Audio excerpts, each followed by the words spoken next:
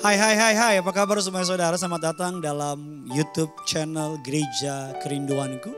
Kiranya renungan pada pagi hari ini boleh menjadi berkat bagi saudara. And always remember this, yang punya surga, crazy in love with you. Yuk, sama-sama kita tundukkan kepala, kita mau bersatu di dalam doa. Kami bersyukur Tuhan Yesus, Engkau baik, Engkau setia, dan tidak pernah meninggalkan perbuatan tangan-Mu. Kami mau siapkan hati kami untuk diberkati oleh kebenaran firman-Mu. Berbicaralah melalui hamba-Mu, sebab kami sangat siap untuk mendengarnya.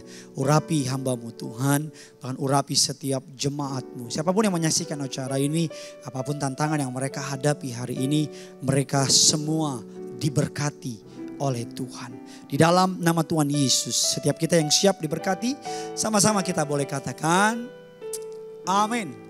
Hari ini kita akan belajar sebuah tema dengan judul partner dalam iman. Iman itu punya partner, Pak Bu. Iman itu punya teman, bahasa gampangnya. Memang iman itu dasar dari segala sesuatu. Tapi untuk khotbah ini saya ingin membuat sebuah analogi biar saudara bisa mengerti apa maksud dari renungan pada pagi hari ini. Efesus 1 ayatnya yang ketiga mengatakan demikian. Terpujilah Allah Bapa Tuhan kita, Yesus Kristus yang baik, yang dalam Kristus telah mengaruniakan kepada kita segala berkat rohani di dalam surga. Perhatikan kata telah serta kata segala dalam ayat yang di atas tadi kita baca. Dikatakan dalam Kristus telah mengaruniakan kepada kita segala berkat. Artinya kita sudah diberkati. Bukan sekedar akan diberkati. Tapi Alkitab katakan kita sudah diberkati. Karena kalimat bilang telah. Artinya mendahului. Yang kedua semua, segala berkat. Artinya semua, artinya segala sesuatu telah disediakan dan diberikan kepada kita. Jadi kalau saudara bagian dari hidup orang percaya dari ayat yang kita baca tadi, artinya kita sudah diberkati, artinya kita sudah diberikan.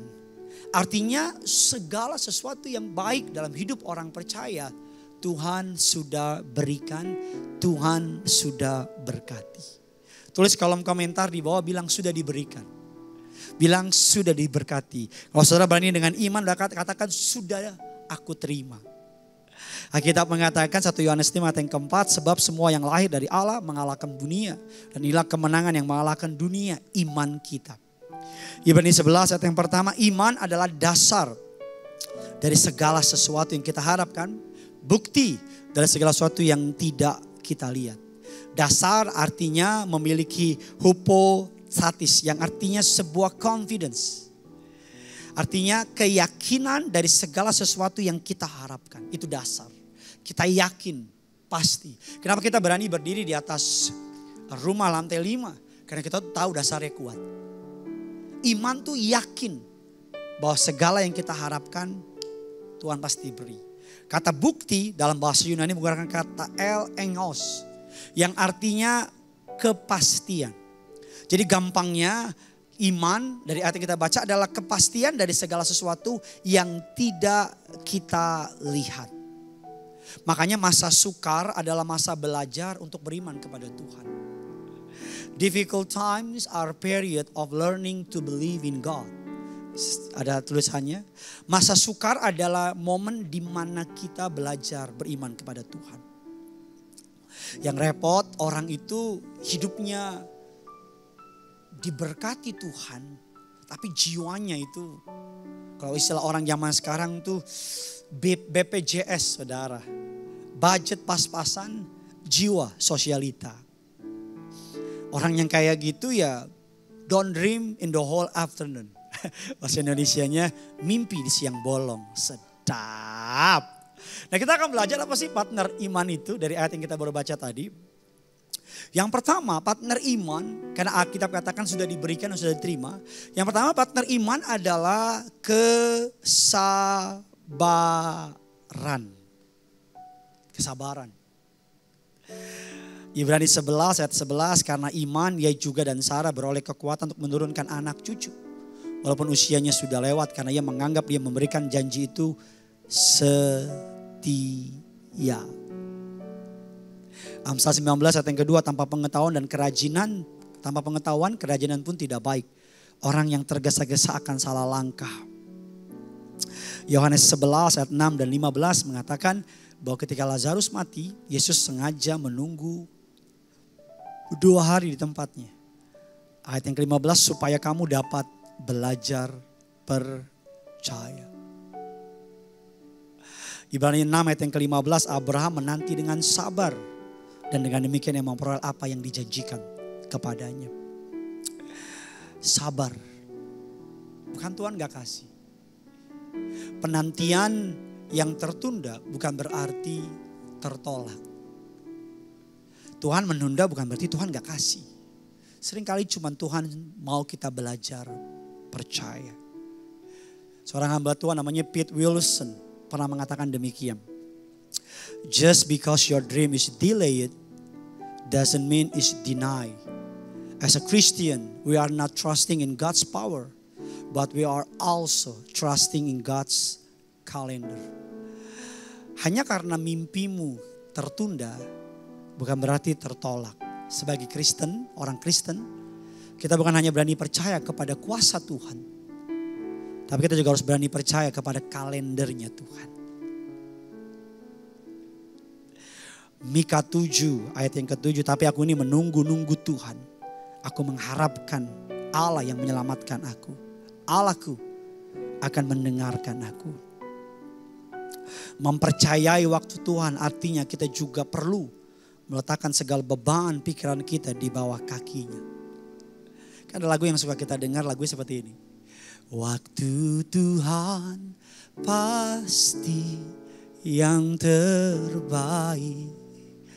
Walau kadang tak mudah dimengerti, lewati cobaan, ku tetap percaya waktu Tuhan pasti yang terbaik. Partner iman yang pertama adalah kesabaran. Partner iman yang kedua, Ibrani 11 ayat yang ke-30. Karena iman maka runtuhlah tembok-tembok Yeriko setelah kota itu dikelilingi 7 hari lamanya. Alkitab mengatakan Tuhan tidak bekerja, tapi seringkali kita yang gak mau taat. Suatu hari seorang pahlawan iman, the mighty warrior of God, namanya Gideon, bukan Gideon Simanjuntak, tapi Gideon di Alkitab. Alkitab mengatakan dia berperang dengan pasukan Midian, dengan pasukan musuh yang Alkitab mengatakan jumlah mereka terlalu banyak seperti belalang di rumput, belarang di padang. Bahkan saking banyaknya mereka sampai kata Alkitab itu warna rumputnya gak kelihatan. Karena Alkitab mengatakan mereka menutupi bumi. Dan di tengah-tengah masa yang sangat mengerikan itu, Gideon hanya memiliki 30.000 pasukan, 32.000 kata Alkitab.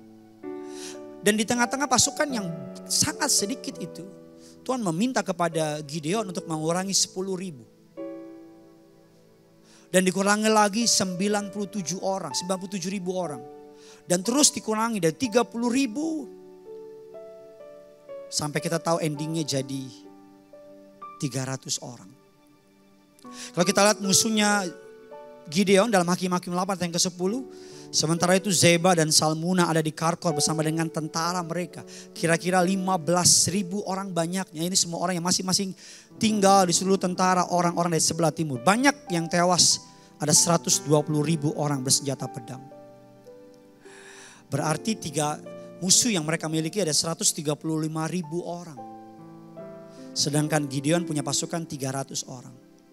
Berarti kalau mau dibagi kurang lebih 450 orang lawan 1 orang.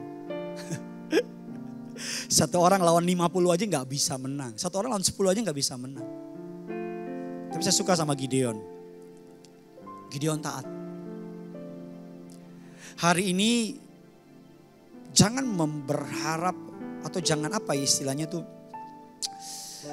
Jangan menanti punya dulu baru mau berjalan. Jangan menanti miliki dulu baru mau percaya.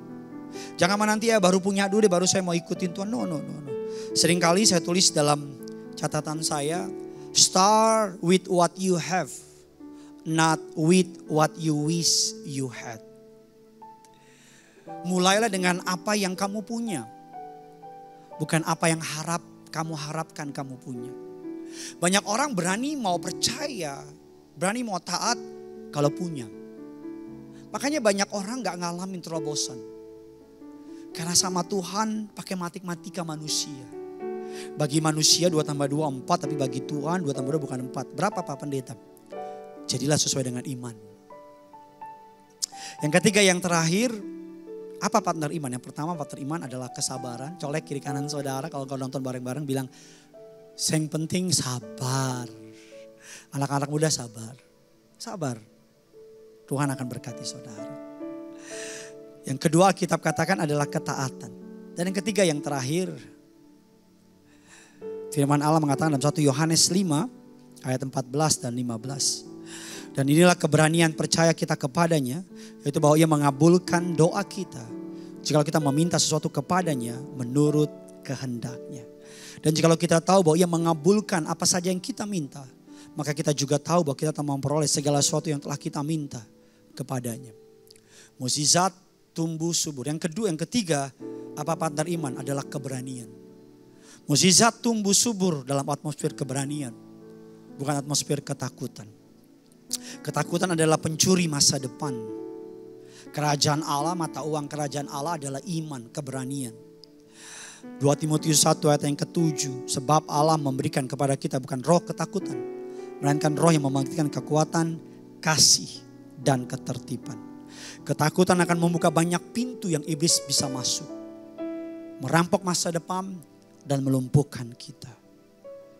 Apa yang kau takuti, kata Ayub, itu terjadi. Tapi apa yang kau imani itu terjadi. Ayub berkata, karena apa yang kutakutkan itulah yang menimpa aku. Dan apa yang kucemaskan itu yang mendatangi aku. Kalau ayat ini diubah, karena apa yang kuimani itulah yang terjadi kepadaku. Dan apa yang kupercayai itulah yang mendatangi aku. Partner iman, kesabaran, ketaatan, keberanian. Tulis kolom komentar di bawah, aku mau sabar. Apapun yang kau nantikan, bilang sama Tuhan, aku mau sabar Tuhan. Aku mau sabar. Engkau yang hari ini menghadapi tantangan, bilang aku mau taat Tuhan. Atau engkau yang hari ini sedang takut, bilang Tuhan aku mau berani dalam Engkau. Karena Engkaulah sumber keberanianku. Always remember this. Yang punya surga, crazy love with you. Mari sama-sama kita datang sama Tuhan.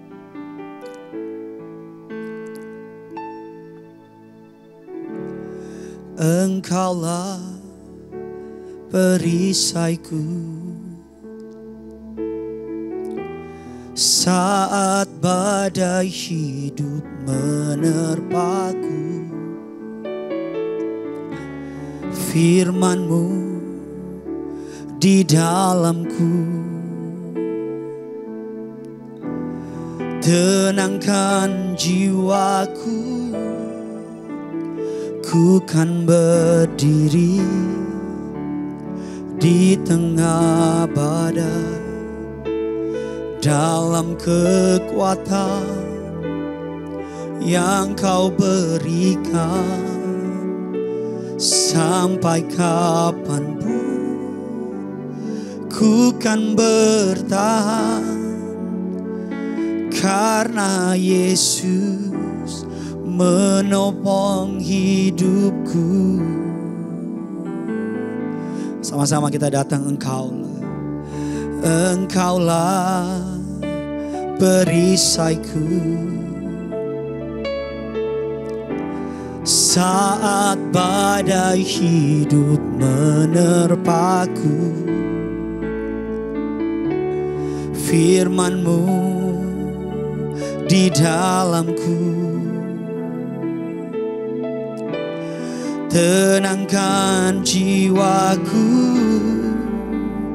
Ku kan berdiri di tengah badai dalam kekuatan yang Kau berikan.